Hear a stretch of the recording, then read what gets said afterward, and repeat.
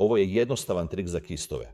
Nije važno radite li premazivanje ili čišćenje cijevi. Imaćeš vijak koji drži četkicu na osovini ovako.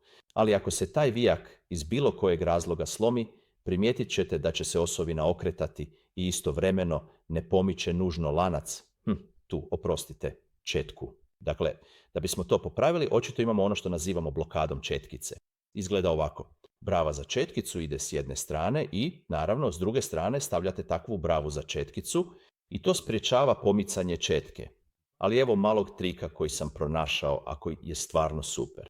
Ovo ovdje je samo obična gumena podloška i sve što trebate napraviti je staviti gumenu podlošku s jedne strane, staviti četkicu na nju, zatim još jednu gumenu podlošku s druge strane i onda vašu drugu blokadu osovine.